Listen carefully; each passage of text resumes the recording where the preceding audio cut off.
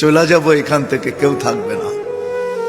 যিনি থাকার উনিই যখন থাকেন না, কারো কাছে মালাকুল মউত অনুমতি নিয়ে আসে না, আসবে না। শুধু একজন মুহাম্মদুর রাসূলুল্লাহ সাল্লাল্লাহু আলাইহি ওয়াসাল্লামের কাছে মালাকুল মউত যখন আসছেন, তো আল্লাহ বলছে বন্ধুর কাছে অনুমতি নিয়ে ঢুকবে। অনুমতি দিলে ঢুকবে, নাইলে ফিরে আসবে। বন্ধু আমার, খবর তার অনুমতি ছাড়া যায় গর্জায় ঢুকা যাবে না। আমাদের কারো কাছে অনুমতি নিয়ে আসবে না, ওনার কাছে অনুমতি নিয়ে গেছেন।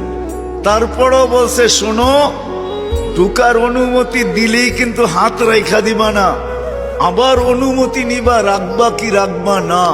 বন্ধু যদি হ্যাঁ বলে তো রাইখো, যদি না বলে তো চলে এসো। না বন্ধু আমার। কার বন্ধু? কার বন্ধু?